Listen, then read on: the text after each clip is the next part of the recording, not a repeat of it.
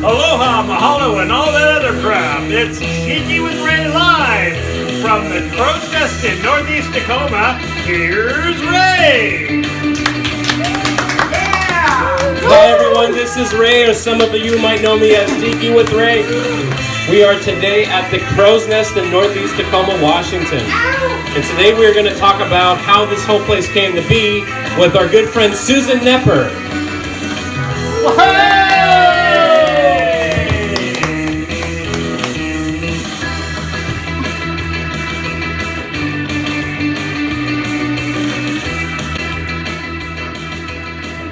Cheers, Ray. Susan, thank you for coming on the show. Thank you, Ray, for letting me be on your show. Yeah, this is your house, so. But we invited you, don't worry. Yeah, I know. So, Susan. Yeah. So, you've been into Tiki for like a long, long time. Yes. So when did you start? 80s. 80s. How did you get into it? Is it literally through Tiki mugs? Is that how you got into it? Tiki mugs and kind of that lifestyle.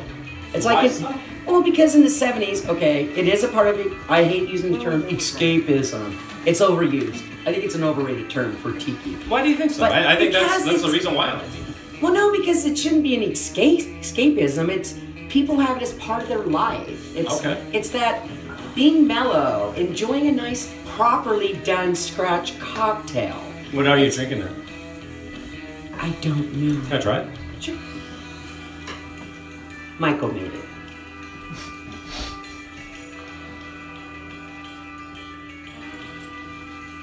It's really good. Oh. Now I feel a little bit more relaxed. See, I always remember in the 70s, I used to watch MASH, and they always had the swan. No, wait. Are you talking about the TV show or the movie? The TV show.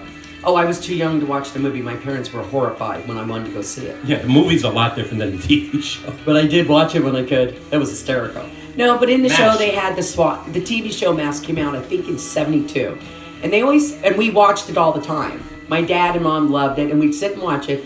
When they wanted to get away from the situation they're in, they would just put on Hawaiian shirts, and they'd make those.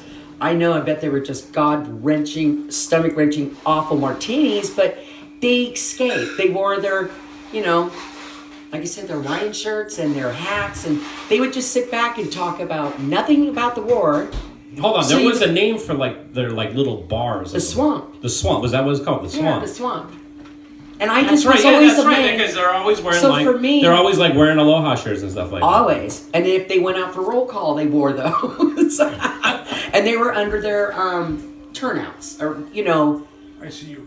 Yeah, thank you for when they were undressed for surgery and stuff. So. Damn, I didn't even. Is that sparked your interest in? Only reason because I remember watching that going, I thought it was pretty cool. I really did. I thought, wow, they could escape. So for me to go in my bedroom and to escape in my bedroom away from everything, my parents and my sister and stuff, was to escape and enjoy. And then as I got older, it was a lot of fun. We lived in Orange County, California, and I spent a lot of time at the beach. And it was a great way to get away from things. And you did see Hawaiian shirts and girls in bikinis and the surfboards and them drinking, because I was too young then to drink. I'm sure that stopped you. No, it did. It's hard when you're 12 years old to walk around. I was too young to drink. Why can I not picture that stopping you at all? In fact, you were probably like, give me one of those beers. But they used to make cocktails on the beach. I used to watch them. How would they make cocktails on the beach?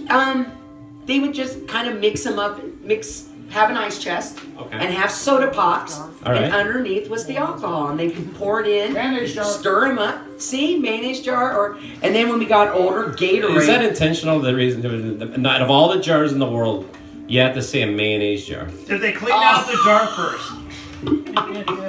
God, I hope so. I hate mayonnaise. I know you do. I hate the 70s. But yeah, don't get me started on the 70s. So, but first of all, you kids, knock it off. But you're just describing just like a regular beach lifestyle, though. Well, what's the difference between that and Tiki, though? Because I guess if you want to say escapism, that's where they would escape. Go to the beach, surf, sit in the sun, sit and talk, and everybody was social. I don't remember snobs. I'm sure maybe other people did. I never knew any snobs. Drink and bake. Yeah, drink and bake.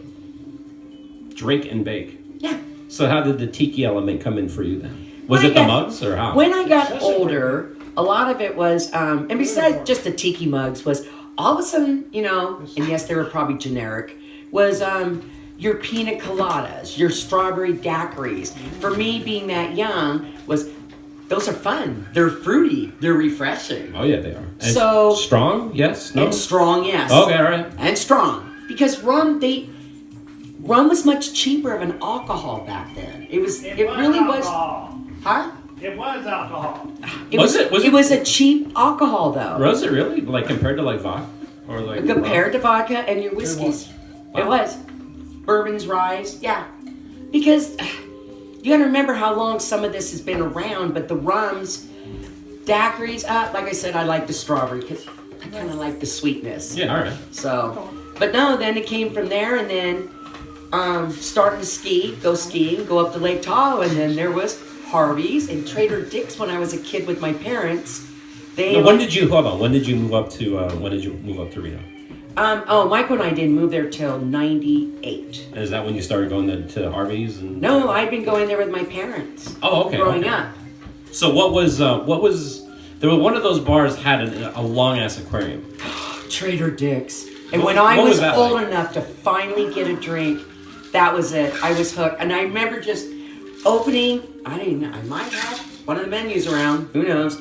I remember opening it up and going, so do I get the mugs with this? So any drink you order, and they were cheap back then when I was young. Oh, I'm sure. Well, they're not So- that high quality though. I mean, I've seen the Harvey's mugs. They're decent, but they're not like. But they are collectors. Are they really? Yeah. Okay. They're hard to find. You're not going to find, well, there's some that had paint issues on them and stuff. And Yeah, mine is. It's like the paint's all faded. see, we off. have this one here. Sneaky Tiki. Yeah, this is the mug I have, and there's like it's That's exact. Harvey's. It's exactly in the same condition. Yes, but I have another one up there, and I have better quality ones Okay. and different colors. But that was from Harvey's. But So was Harvey's But the- Trader Dick's, you open the menu, and they'd have like going to Frankie's. Yeah. They have the mug and say this is what's going in it. So I got exposed to a Chi-Chi and to a Mai Tai.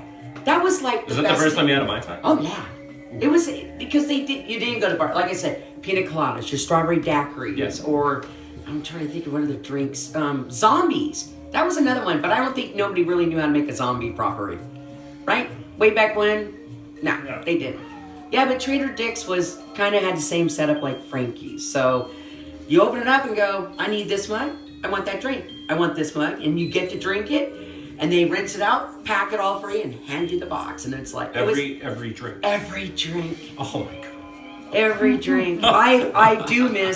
I miss that. I'm gonna miss not being able to go to Trader Dick's. Was that your first tiki bar that you went to? Yes. So did that sort of like lay out things for you? Like, okay, this kind of puts it all together for you. Yes. Okay. Yes. And then my cousin Al was really into Big Al. Big Al. They know him as Big Al. And so my cousin actually had got himself a beautiful tiki bar. Beautiful. Yeah. And he's the one who kind of got us more into it. He bought us the grog logs, and we got to meet Scott and stuff like that. So it was like, oh, we can make these drinks. Yeah. Some of them were kind of vile. Sorry. Yeah, they are. If you look in our book, we always have people. This is what Michael and I did do when we moved to Nevada because there it is. Oh wow, you have the wire bound one. And we wrote in it. Is this the one you wrote in? Oh, yeah. yeah. Barbarian. So, yeah. So what Yeah, we you did did. was look. If you look on here, it would be, what did you think of that drink? And then we could write what we'd rather have in it. So some of them you'll say it was vile or righteous. This drink. one says the Koopa Kai says yuck. Vile. No, the 151 swizzle. Vile. You just didn't make it right. Because that's a good drink. But No, wait, hold on. Let me just see. wait. He did the Kappa Cut, but the 151 swizzle. That we would follow these to the T like you do, make it exactly like they say, and then all of a sudden you go, no, it needs a little sweeter, or it's too sweet. Take that back. One of them I did have problems adjusting to. So for the Royal Hawaiian, right? the Royal Hawaiian says, "Oh my God, good, yum yum yum." Another person says, "Oh hell yeah." So I guess this was a hit. Yep. So you pick a drink, but everybody had. How did you find this though? Like where were you able to buy this at though? In the store. No. Like what's like a like at Walden Books? No, that was down in Guy, where did we get ours? We bought one. Is that the one that's signed? We have some signed ones. Yeah, that's not the signed one. That's not the sign one. Oh, damn it. So he was down in San Diego a lot, so that's how we could get the books. Okay. So now you're starting to make the drinks at home. this was in Reno because, oh my gosh, they had every kind of liquor and alcohol for cheap. That's true, right? Dart liquor, and then later on in South Carson City was Aloha liquor. So you could walk in, especially Dart liquor, the brothers knew what they were doing. We could go in with our list, and we could walk down the aisle and get 10 different rums, and any of the mixes. And he had all the Trader Vic's. He had all the Trader Vic's mixes. Now that's before everyone started making their own, which I understand because the Trader Vic's mixes were sweet, really sweet. So, and then now everybody makes their own. So I think it's better that we make our own now. Yeah. And then we got, of course, BJS stuff. So, yeah, there's the other one, Intoxica. That's what we had. I think that's the one that came out after that. Yes, and then we did buy his book when he corrected all those recipes with cutting out a lot of the sweetness and using mixes. Yeah. I mean, we used Mr. T's. God. Oh God. Oh gosh, I can't believe we used to do that. Mr. T's. Mr. T. Sweet and what was it? The sweet and Sweet and sour. God. Sweet and sour. Mr. T's to make Mai Tais. Oh God. Because that's what it was called for. But see, you don't have that anymore. So yeah, in Nevada, because... Let me ask you something, Susan. Yeah. I mean, obviously, when it came to all this stuff, you had to kind of search it out on your own. Mm-hmm. Do you think it's a better thing or a good thing that now, like, you have the internet, there is resources, there's books. Do you think it's better or worse? Or do you think there was something special about being able to, having to search for this stuff? Sometimes it kind of becomes a popularity contest. I noticed that. Do you know what I'm saying with that? It's like all of a sudden it's well, this is what you need to do. This is the way to go. And for us, me and Michael, thank goodness, we liked mixing things. I was a chemist for a while. So for me, mixing things was just fascinating. Yeah. And knowing proportions and stuff. And Michael just loved it.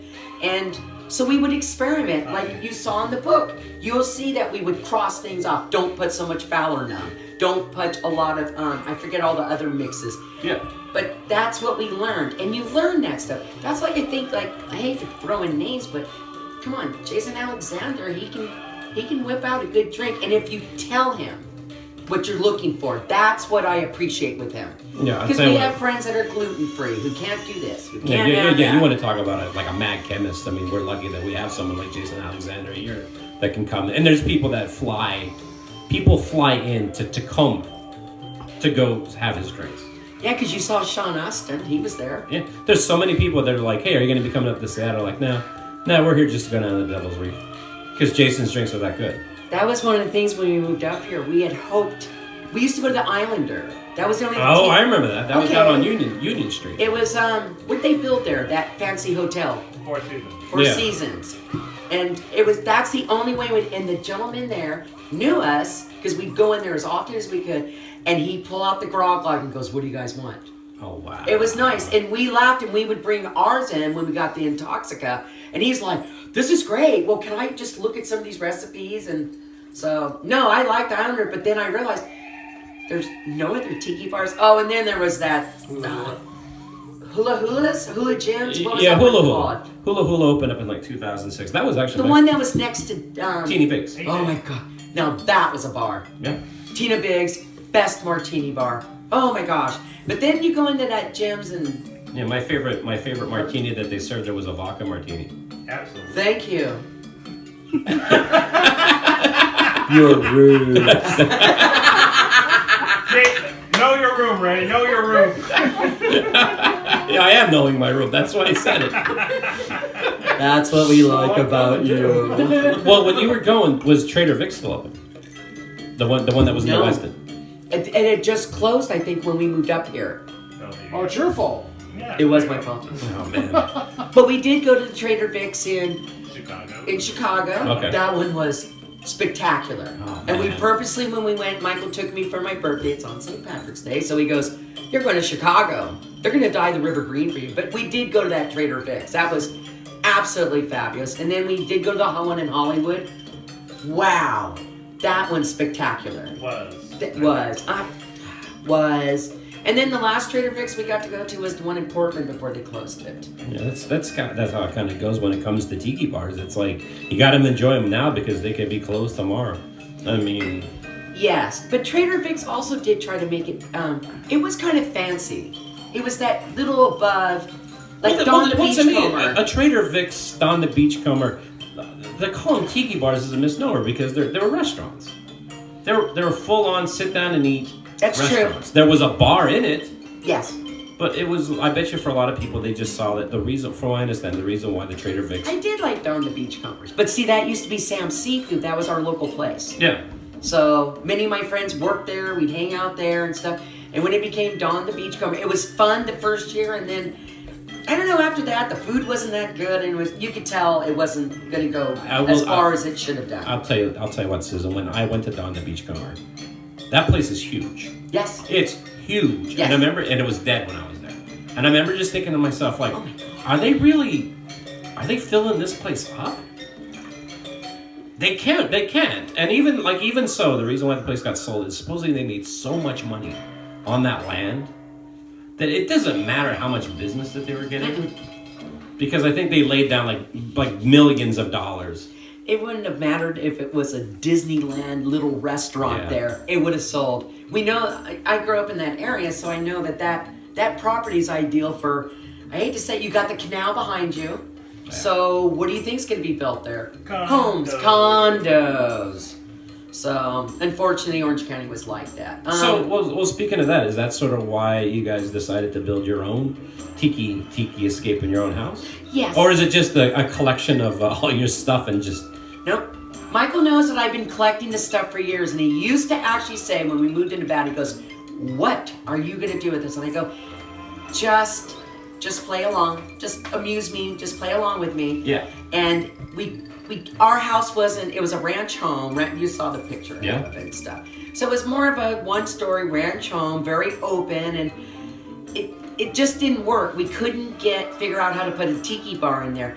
But when we came up here, we promised ourselves, because I did collect a lot of things. Yeah. And I said, we have to have a tiki. And he said that too when we moved up. We really thought there was more tiki up here. I really did. I really thought. Not 15 years really. ago. Well, it was in 15 years. 2004. I really thought, well, I understand they have a Trader Vic's. Well, it closed. I forget what year it closed, but it seemed like it was just after we got I think here. it was the 90s or something like that. 96 seems to be like, it rings a bell for me. No, it's just kind of sad. So when we came up here, we decided we are going to get a place and make a tiki bar. It'll be in a base, because I know up here in the Pacific Northwest, they have multi-story homes. Yep. So I figured a basement, entertainment room, or Yep. something, or like the Nelsons with their kitchen, dining room, and how they did that and stuff. So, but yeah, when we were looking at homes, when I looked out and saw that tiki, and my 3-car garage, just love that. Anyway. So that was your criteria. And- We need to be able to build a tiki bar, and I need a 3-car garage. And a huge kitchen. And a huge Because kitchen. we love to cook.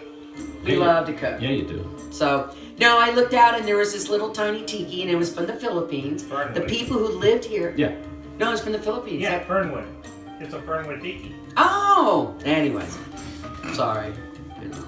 Anyways, it was all thrashed, and the little girl had told me when she came back to see the house after being born and raised here she goes, "That was my parents' wedding gift." Oh my God. And she looked at it, and we had cut everything off because they let it rot in the soil. Oh no. So it's right here. Look, when you go out on our porch, it looks in at us. So I thought, and I looked at this, and I looked at 37 homes in 3 days, because we would pull up What? glass. Michael had to work, And we were here on 37 in 3 days. 30. Oh, it's easy. You pull up the house and go, oh hell no. Oh, that looks off. What? Where's the garage? Oh, cars aren't going in there. That driveway. There's no drive. What's this with the driveway? Does it snow up here? How would Sounds I get like out? you didn't look at 37 houses. You drove by 37. We would stop. I'd look and no. Oh, okay. The realtor's waiting for you, and you don't even stop. You just wave. You're like beep beep. Oh, I know she was going crazy. There were some homes You're we coming walked out. You're into just up giving them here. the thumbs down as you're just driving by. We couldn't find single-story homes, and the mid-century homes up here, when you find them, especially in our area here, they're beautiful. You can't even believe it, but we couldn't get into them. And I asked her, why aren't these for, how come? And she actually said families would keep them in the families because they wouldn't want to get rid of a single-story, 3,000 square foot house. They're not going to get rid of it. So, anyways, but yeah, I looked, and this one, it had just come on the market. We drove up in front. I'm like, oh, we're never going to get a home. Michael's going to get transferred up here. We're never going to get a home. And we walked in. I saw the garage and went, oh. You're like. And then I walked in here and I said. 1, 2, 3. 3 cars. It's huge, the garage was, when it was empty. Sorry. And now it's full. Now it's full. So then you weren't concerned about cars. You're concerned about places to store your shit. Well, I needed a place for my truck and the other car.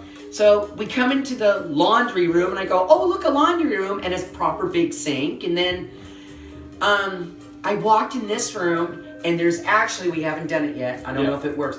There was a big sign and there's pipes back here and it says wet bar hookup. And then I walked over and I walked and looked, wet bar hookup. Look out the window. There's the Tiki and I go, and then we walked up here. I looked at the kitchen. I go, I don't have to see anymore. And then Michael got off work. We came over here and Michael did the same, said everything I said. He got it. We don't have to look anymore. And she goes, well, it's 5 bedroom. I go, I don't care. 3 bedroom. We had a Tiki bathroom, and the Tiki bath, we put bamboo flooring when we came in. That's the first thing I wanted to do. Yeah. I don't know if it was, I like the bamboo flooring, but I've seen other people's places. They got beautiful tile work and like the one that's a beautiful tile work. Those people. And then we put the bathroom together first, and then this started coming together. What was nice up here is, and this is until after I got to know Dawn a little more, was Dawn Frazier. Yes, Dawn Frazier she goes, you won't believe what people threw away. And I was amazed that this furniture we picked up was, well, this was at my mom's, and I don't know what to do with it, so I'm going to sell this to you for $100. The bar in the front was $100 at Mercer Island. Oh my God. She goes, my parents wanted this like Tiki Polynesian. Oh my God. That's gratuitous advertisement. There we go. Michael, you're terrible. I'm Dawn. So anyways, it was funny when Dawn said that because I started finding things like that. She said to me that like a lot of this stuff she got like literally be for like a couple bucks or free. She'd see stuff just laying alongside the road. It was always free. Always free. Now we had to pay, but we got a very good deal on the furniture. Yeah, but I hear this all the time on how well of a deal we got. So, but the people liked us. We have some of their artwork, and there was a lot more stuff I would have liked to got from them, but we have low ceilings. That's my only complaint. I would love to have high ceilings. And when I talked to Michael about trying to make this bigger, we'd have to take out the bedrooms. So I guess that wasn't going to happen. Yeah, the rooms are up here. So what's the future hold for the Crow's Nest? You know what? We're actually pretty happy with it. We came up with some ideas. What we're going to do is paint the ceiling dark and do this, because I know you do like kind of the darkness and stuff. But for us, I want to continue the Tiki theme mixed with mid-century all through the house now. No and way. And our bedroom, I just want to make it a beautiful paradise jungle is what the first thing we put in that bedroom was a big palm fan, fan in there, overhead fan, and I said, this will be beautiful. Now I do have themed rooms, of course. I miss Nevada, so I do have a Nevada room, Western stuff, but we do have a Southern California room, and because I miss Southern California, and because Southern California, they really did have good tiki bars. Mm-hmm. I know people complain about Valley High. We always loved Valley High. I don't know, it was just okay. And then Royal Hawaiian in Laguna Beach. Oh God, yes. That's when I first had my Chief Loopy. Lapu, Lapu, Lapu, Lapu. Lapu. Because two of those I You're was giving them a loopy, plug, and loopy. people are going into the Royal Hawaii. Like, where's this loopy at? What? What are you But talking it was about? so beautiful. It was It's beautiful, the yeah. big brandy sniffer and the flower. Oh my gosh. Oh, yeah. I really, and I do miss all that. Southern California really, you can go. Now, I didn't know about Tiki, Guy. Tiki. Tiki Tea. Never been, didn't even know about it. But yeah, we go to Hollywood, Trader Vic's, and go. You can go all the way down to San Diego to all these fabulous places. Yeah. So, but yeah, when we came up here though, I was amazed at the stuff we could pick up a bit. Those chairs are ridiculously cheap. Yeah. Well, I know I just got lucky. Anyway. So one last question. Yes. Why is this place called the Crow's Nest? I like crows. Is that it? Just comes down to Yeah. It's yeah. that? What? Yeah, there's something that makes. What would make me think that? There's literally a crow on your. I grew up with crows. Who made that headdress?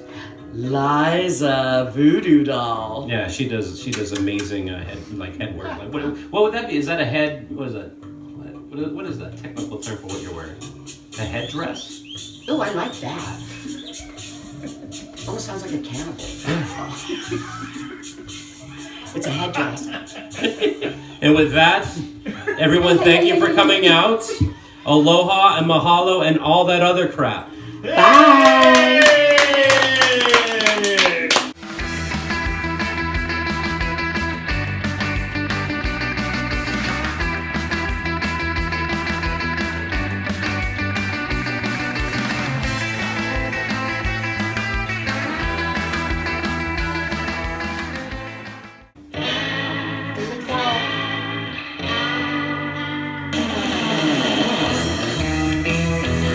Aloha, mahalo, and all that other crap. This is Tiki with Ray, live at the Crow's Nest in Northeast Tacoma. Now, here's Ray. Let's do it again because I tried to grab it off you. I thought you were done. I thought you were. Let's do it again. Michael, that was really good. You didn't I do hear it. Like I should have let you keep going. So. Let's do it That again. was actually good, Michael. That was. And the weather outside is 45 degrees and. Hey gang, this is Tiki with Ray, and I just want to say thank you very much for checking out my video. I hope you enjoyed it. And if you want to see more episodes, click on the subscribe button. And if you liked the video, give it a like. That would mean a lot to me. And if you have any comments or suggestions, please leave a comment in the comment section below.